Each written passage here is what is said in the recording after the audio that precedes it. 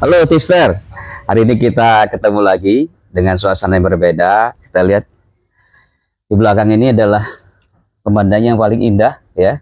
Ini adalah satu destinasi terbaik di Indonesia, yaitu adalah Kepulauan Bajo. Hari ini kita taping spesial di Pulau Bajo dengan seorang tamu ya, Pak Arifin. Beliau sudah lebih dari 30 tahun engineer, pengusaha, inovator di bidang teknologi pengolahan air. Oke, sebelum kita diskusi santai dengan Pak Arifin ya, kita coba lihat video singkat ini ya. Kemarin kita kunjungan ke lokasi instalasi pengolahan air RO yang kita pasang di Resort 69.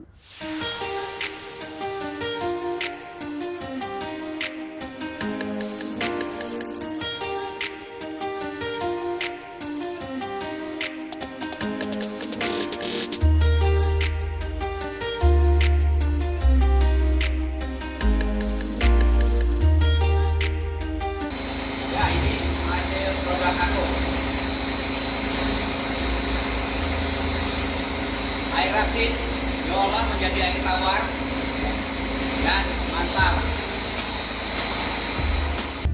Halo tipster, saya hari ini bersama Pak Arifin ya di lokasi Resort 69 di Pulau Kelapa atau Pulau Siwona, Labuan Bajo ya.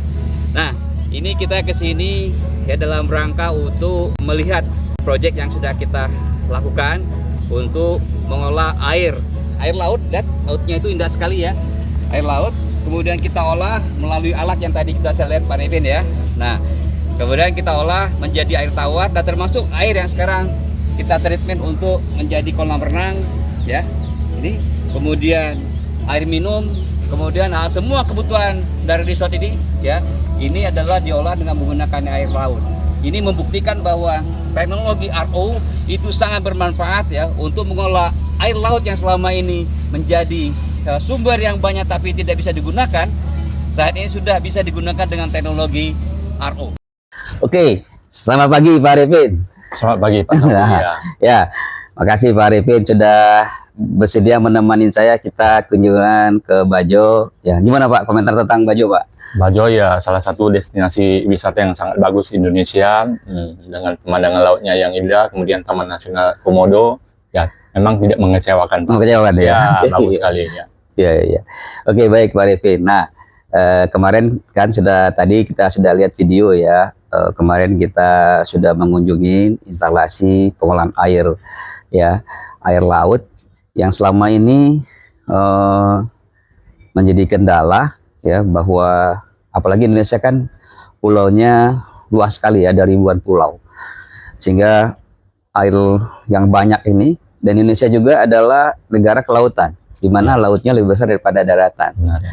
Kendalanya adalah di teknologi Pak Arifin, bagaimana mengolah air laut ini sehingga bisa digunakan untuk kebutuhan masyarakat khususnya, baik itu untuk bercocok tanam, bertani, kemudian untuk kebutuhan sehari-hari ya. Nah Pak Arifin, bisa dijelaskan ya sedikit tentang perkembangan teknologi RO ini Pak, silakan. Ya, oke. Jadi selamat pagi tipster ya. Tipster ya, selamat pagi ya. Jadi sebenarnya masalah air ini memang dari dulu jadi salah satu concern di mana-mana. Ya. Nah, untuk teknologi pemurnian air ini dengan membran ini sebenarnya sudah dimulai di research pada awal tahun 1910. Oh, 10 sudah mulai. 1907, 1910 sudah mulai di research. Nah, jadi pada saat itu sudah timbul ide apakah kita bisa menggunakan membran, membran untuk memurnikan air. Menyaring mineral-mineral yang tidak berguna itu untuk menghasilkan air yang lebih murni, yang kandungan mineralnya lebih sedikit dan bisa digunakan untuk kebutuhan sehari-hari. Jadi teknologi itu makin berkembang. Kemudian pada sekitar tahun 1950-an itu beberapa perusahaan besar sudah masuk ke sana. Tahun 50-an ya? Sekitar 50-an. Seperti DuPont, kemudian juga DuPont, kemudian ada lagi 1-2 perusahaan lain masuk di sana. Dow Chemical juga masuk di sana. Mereka melakukan research. Nah, jadi terus berkembang ini teknologi ini. Nah, pada tahun 1960-an itu salah satu universitas di Amerika Serikat itu Universitas California of Los Angeles, Ya. mereka mendapatkan menginovasi Pak. Jadi ada ide baru supaya membuat membran itu lebih bagus Pak. Oke. Nah itu terobosan baru pada tahun 1960-an. Nah sejak itu terus berkembang. Nah kemudian pada tahun 1970-an ini teknologi membran sudah mulai diaplikasikan Pak. Di industri. Udah mulai diaplikasikan. Industri dan di masyarakat lah. Ya, jadi mulai dari kapsel kecil-kecil. Ya. Kemudian pada akhir tahun 1970-an itu sudah mulai diaplikasikan secara komersial. Oke.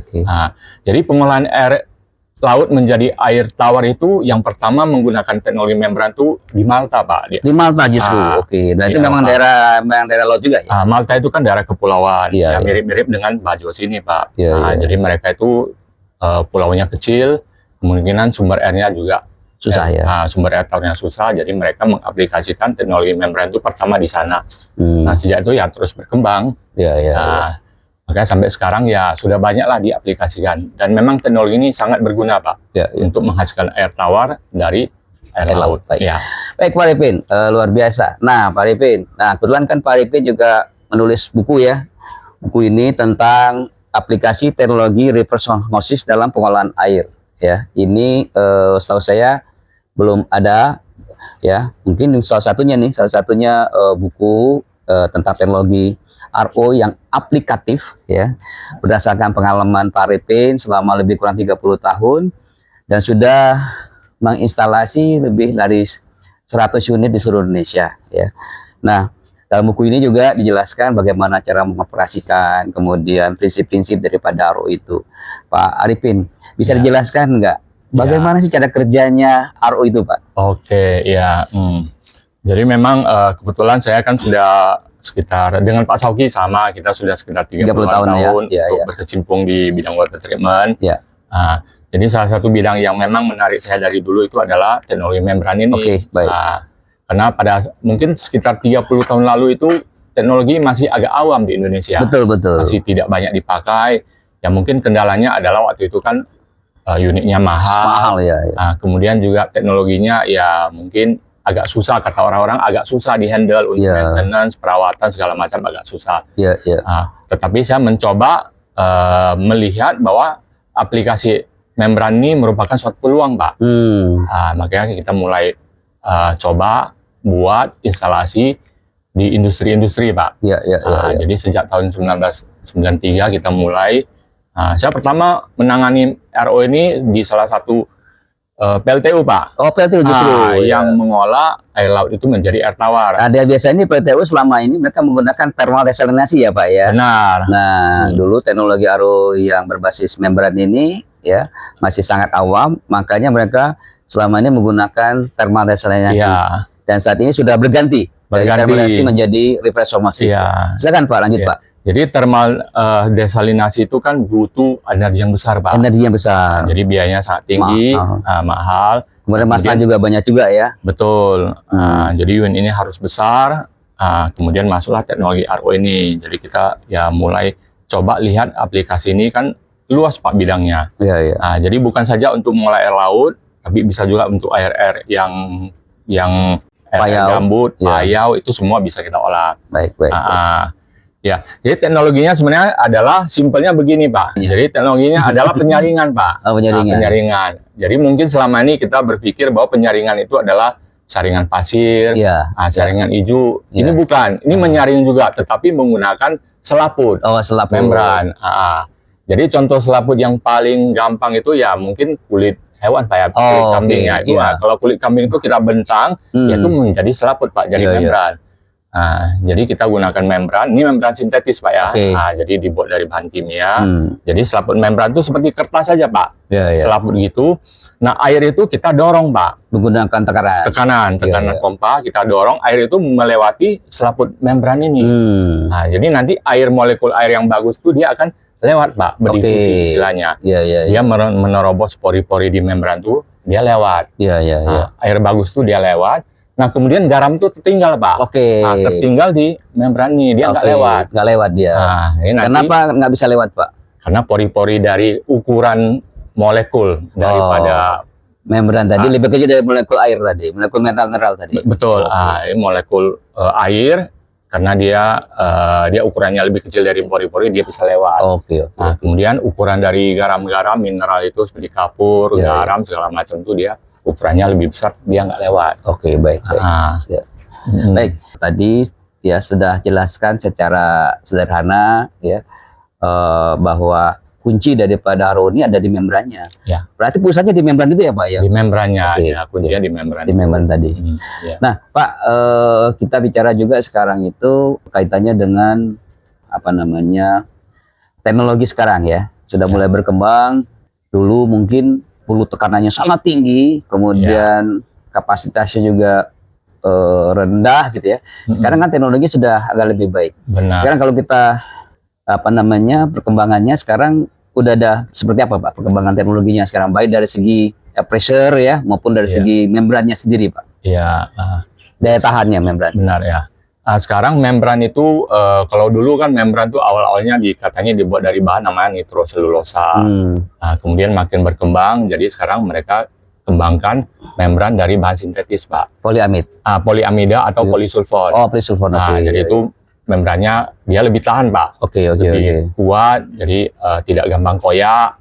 Bisa pakai untuk tekanan pompa yang agak besar. Sekarang teknologi makin berkembang Pak. Terus ya. Jadi kuncinya untuk teknologi penyaringan air ini dengan RO ini adalah di membran satu, di pompa satu Pak. Itu dua itu saja kuncinya. Jadi pompa dan membran. Ya. Kemudian ya kita desain. Jadi ada programnya kita desain. Nanti butuh kapasitas berapa banyak membran digunakan, berapa kekuatan daya pompa, berapa tekanan pompa. Baik. Jadi nanti dengan kita sesuaikan tekanan pompa, kemudian ukuran membran, jumlah membran, maka kita bisa hitung berapa kapasitas yang air tawar, air bagus yang mau dihasilkan Pak. Baik. Di sana. Baik, Tipster. Nah, Pak Arifin, sekarang kita bicara aplikasi. Aplikasi untuk membran ini di mana saja Pak? Dan untuk apa saja? Ya sekarang sudah banyak Pak aplikasi-aplikasi. Ya kita seperti ini, selama ini kita sudah pasang teknologi RO ini, unit RO ini di industri-industri Pak. Industri. Seperti misalnya pembangkit listrik yang butuh air banyak. Kemudian juga pabrik-pabrik kelapa sawit, juga pemakaian airnya sangat banyak dan digunakan untuk boiler. Kemudian juga pabrik-pabrik oleochemical, pabrik minyak goreng, pabrik industri makanan. Sudah banyak Pak. Nah kemudian untuk yang aplikasi domestik banyak di hotel-hotel Pak. Hotel-hotel, resort, rumah sakit, resort sudah banyak Pak. Aplikasinya luas sekali. Memang. Pak, itu kan tadi bicara kepada industrinya Pak ya. Nah sekarang kalau bicara jenis airnya, jenis air apa saja yang kita bisa olah sehingga ini menggunakan teknologi ini, jenis-jenis airnya. Untuk air yang bisa dihandle oleh teknologi RO ini sebenarnya semua jenis air bisa Pak. Semua jenis air bisa. Cuma memang yang berat tuh, yang paling berat itu adalah air laut. Karena air laut itu kan mineralnya banyak, garamnya banyak. Jadi kerja RO itu memang lebih berat Pak. Tapi bisa kita siasati, kita hitung kebutuhan pompanya, berapa tekanan, membrannya yang tipe bagaimana, bisa Pak, kita bisa atasi. Jadi baik air rawa, air sungai, air payau, air gambut, semua bisa semua diolah. Jenis air. Jadi tipsnya, jadi semuanya jenis air itu bisa diolah. Jangankan air yang tawar atau payau, air laut saja yang kadar garamnya atau TDS-nya itu sampai 35.000 bisa diolah menjadi air tawar. Apalagi air-air yang kadar garamnya lebih rendah. Nah, Pak, kaitannya dengan satu lagi nih, aplikasi untuk recycle. Bagaimana mengolah air limbah menjadi air yang bisa digunakan kembali. Bisa Pak. Bisa juga ya dengan RO ya. Sekarang memang di beberapa tempat ya sehubungan dengan regulasi yang makin ketat untuk air buangan. Nah ini teknologi membran ini sudah mulai diaplikasikan untuk recycle, ulang dari air limbah Pak. Nah, kita sudah mulai ada 1-2 kita pasang. Jadi air limbah itu bisa kita recycle Pak. Cuma harus memang pengolahannya bertahap dia. Bertahap apa-apa saja prosesnya. Nanti terakhir memang kita pasang RO di sana Pak. Tahap paling akhir. Nah kita sudah olah dari awal beberapa tahap pengolahan. Nah nanti akhir buangan dari air limbah itu yang sudah kita olah dari awal itu nanti kita murnikan Pak. Murnikan dengan unit reverse osmosis. Dan air yang dihasilkan ya bisa ya setara dengan air botol air kemasan ya. Mungkin bahkan lebih bisa bagus lagi, lebih murni lagi dan itu bisa dipakai balik, Pak. Teknologinya ya kita sudah mulai aplikasikan di sana.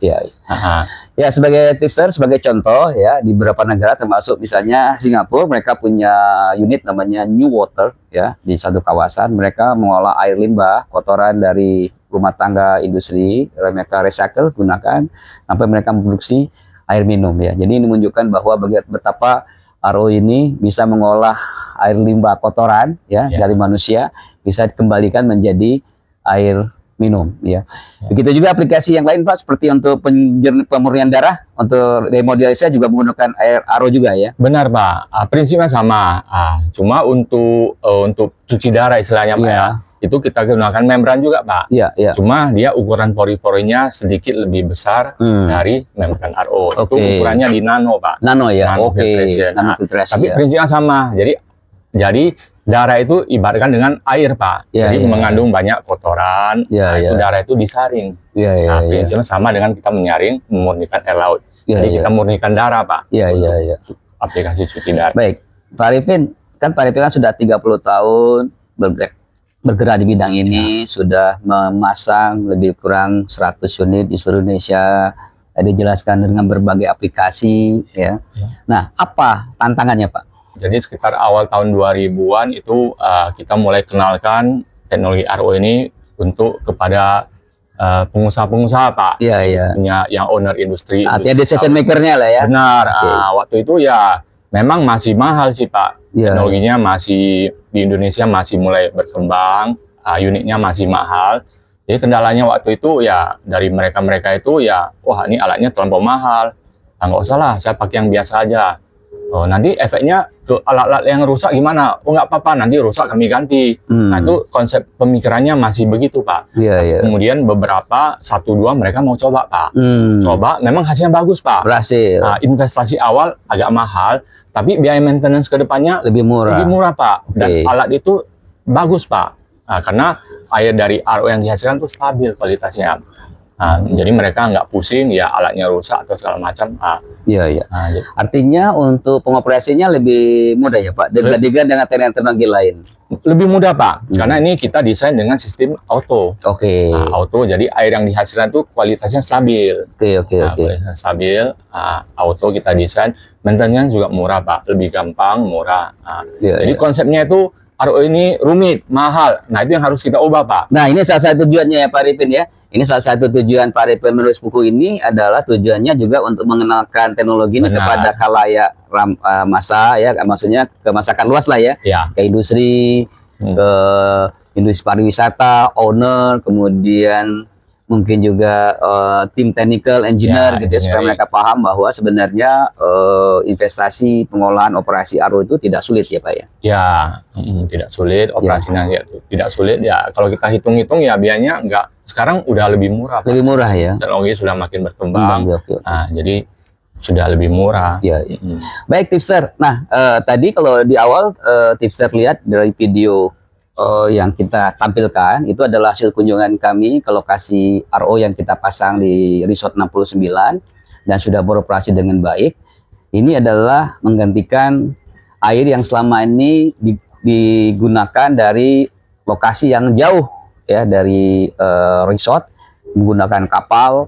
Kemudian ada kendala juga adalah ketika musim ombak yang tinggi sehingga kapal tidak bisa berlabuh, sehingga suplai air terbatas. Nah, dengan teknologi RO ini ya, air selalu siap dan harganya jauh lebih murah dibandingkan menggunakan air yang dibawa dari tempat lain. Nah, Pak Arifin, bisa ceritakan sedikit nggak? Ini buku ini cerita tentang apa, Pak Arifin? Jadi sebenarnya buku ini ya, ini kan saya tuliskan pengalaman saya. Jadi selama hampir 20-an tahun, kita mencoba kenalkan industri cara teknologi RO. Kemudian pembuatan perakitan unit RO, pemasangan di lapangan, kemudian caranya seperti apa, maintenance seperti apa yang harus dijaga, dimonitor. Nah, semua catatan saya itu saya masukkan ke buku ini. Masukkan ke buku ini.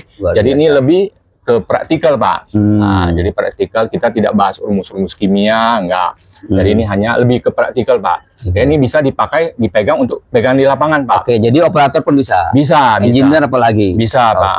Ya, bisa. Jadi teknologi seperti apa, prinsip kerjanya seperti apa. Nah, kalau dipasang itu apa-apa yang harus dijaga, apa-apa saja kemungkinan masalah yang terjadi, itu semua ada di sini. Oke. Ya, oke. Baik, Pak. Nah, sekarang pertanyaannya agak sensitif nih.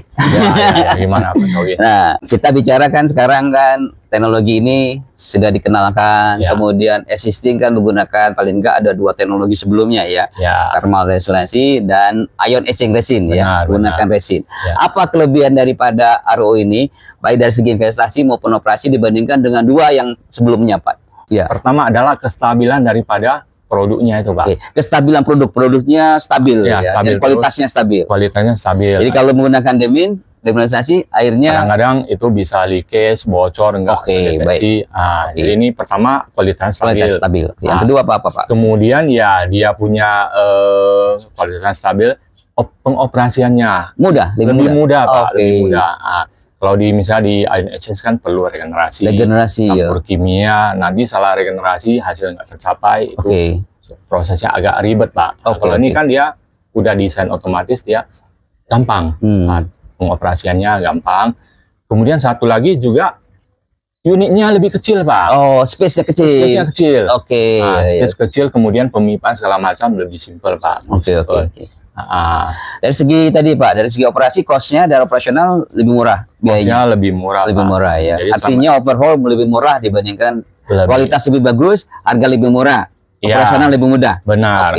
Cuma memang kalau kita bandingkan dengan sistem ion exchange, untuk investasi awal lebih mahal. Sedikit lebih mahal. Lebih berapa persen, Pak, kira-kira estimasi Bapak? Ya, tergantung wilayah ya, kira-kira roughly lah. Ya, jadi gini, Pak. Nah, biasanya untuk ion exchange, untuk industri-industri yang normal, Pak ya, mereka kan desain ion exchange-nya yang sistem manual, Pak. Yang manual. Tapi kalau ini tetap auto, Pak. Jadi kalau kita bandingkan sistem cation anion exchanger yang manual dengan RO yang kita desain otomatis, tuh perbedaan harganya itu investasinya, kalau misalnya ini RO-nya 100, ya untuk cation anion exchanger yang manual itu sekitar 60, Pak. 60 ini 100. Berarti lebih kurang sekitar setengahnya lebih kurang, atau kalau kita banding apple to apple dengan sama-sama otomatis, Pak? Otomatis hampir sama, Pak. Hampir sama. Sama. Ini mahal mungkin 10%. 10%. Artinya investasi capex-nya mahal 10%, dari segi OPEX-nya lebih murah. Benar, Pak, benar. Total overhaul lebih murah dibandingkan, lebih kompetitif dibandingkan dengan teknologi yang sebelumnya, yaitu demineralisasi ya, Pak ya. Baik. Jadi kita ada hitungan, ada record di unit-unit kita, yang unit-unit yang sudah kita aplikasikan. Ya, kalau kita bandingkan sistem cation anion exchanger, sistem demineralizer dengan RO, biaya operasionalnya ini hanya sekitar 30-35% saja. Oh, dibandingkan dengan demin ya? Ya, jauh berbeda. Iya, luar biasa. Maka dengan pertimbangan itu, beberapa tim engineering dari grup-grup besar mereka sudah mulai menggantikan. Oke, baik, tipster. Jadi sudah jelas ya bahwa teknologi RO ini adalah teknologi yang terbaru, kemudian bermanfaat, kemudian bisa mengolah air, berbagai jenis air, dan banyak diaplikasikan di industri dan industri pariwisata, dan aplikasi cukup luas. Kemudian sudah disampaikan juga dari segi investasi dan operasional, overall ini adalah lebih kompetitif, lebih murah menggunakan teknologi sebelumnya. Oke, sekarang Pak Arifin, terakhir ya, apa tantangannya ke depan, Pak Arifin? Tantangan ke depan, tantangan ke depan sih mungkin kita masih terus meyakinkan, Pak. Karena banyak yang belum paham. Betul, banyak yang belum yakin. Mungkin kan sekarang informasinya simpang siur ya. Biasanya begini, Pak. Kalau dari pengalaman saya, misalnya ada pengusaha mau bikin pabrik gitu. Nah, dia lihat kawan dia punya yang modal begini, ya udah saya ikut aja.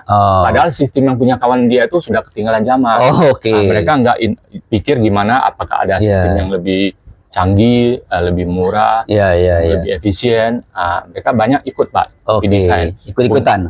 Punya teman dia seperti apa, ya udah saya ikut aja. Ya, padahal ada teknologi yang lebih bagus, Pak. Ya, nah, itu tantangan kita sih untuk meyakinkan, kita mulai kenalkan ke industri-industri bahwa RO ini memang untuk pengolahan air, kedepannya memang sepertinya arahnya ke sini semua, Pak. Ya, baik. Jadi tipster, teknologi RO ini akan mengarah ke sini semua karena pertama tadi di awal sudah dijelaskan oleh Pak Arifin, teknologinya semakin murah, ya, membrannya semakin maju, ya, tingkat recovery-nya lebih tinggi, pressure-nya lebih rendah, harga membran semakin murah di sini, ya, sehingga ke depan teknologi sangat murah dan sangat kompetitif, gitu ya Pak Arifin? Ya, arahnya ke arah semua. semua. Baik, Pak Arifin. Nah, ada salah satu juga Pak Arifin, challenge-nya juga kalau seandainya untuk industri atau yang mereka masih ragu gitu, konsepnya seperti yang kita lakukan Pak sekarang yang di Stripe Camp lakukan di Resort 69. Jadi investasi dilakukan oleh Stripe Camp, ya, operasi dilakukan oleh Stripe Camp, jadi capex opex Stripe Camp. Customer cukup menerima air Pak, yang dimana air itu lebih kompetitif dibandingkan dengan air yang selama ini mereka terima, gitu. Gimana menurut konsep Bapak? Itu bagus Pak, itu bagus. Kalau untuk sistem yang begitu yang kita invest dari kita, kemudian kita konsepnya jual air ke user, itu untuk resort-resort itu cocok ya, saya rasa cocok sekali, bagus sekali. Baik. Baik, terakhir Pak Arifin, ada closing statement dari Pak Arifin, apa kira-kira untuk satu adalah untuk industri, kemudian untuk masyarakat luas gitu ya, kira-kira apa tambahan dari Pak Arifin? Jadi mungkin pesan dari kita adalah bahwa ya selama ini memang air bersih itu di mana-mana merupakan suatu hal yang makin susah.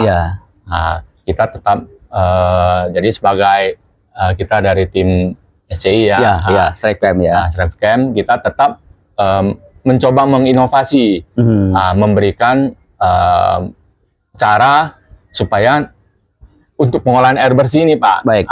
Jadi kedepannya supaya lebih gampang, lebih mudah, teknologinya lebih murah. Salah satunya adalah dengan teknologi RO, dan kita berharap kita punya kesempatan untuk aplikasikan sistem RO ini di lebih banyak tempat lagi. Baik. Tipster ya, audiens yang ingin mendapatkan buku ini ya, silakan hubungin di bawah ini ya. Buku ini bisa dibeli ya, didapatkan. Kemudian bisa juga mungkin didapatkan di Shopee atau di Tokopedia ya. Kemudian teman-teman juga atau audiens atau tipster yang butuh support dari Pak Arifin, kemudian dari kita yang butuh misalnya pelatihan, kemudian butuh tentang mengetahui lebih dalam tentang teknologi ini atau butuh unitnya ya, bisa menghubungi kita ya. Baik tipster, sudah cukup banyak diskusi kita dengan Pak Arifin yang sudah lebih dari 30 tahun bergelut di bidang teknologi pengolahan air khususnya di RO ya.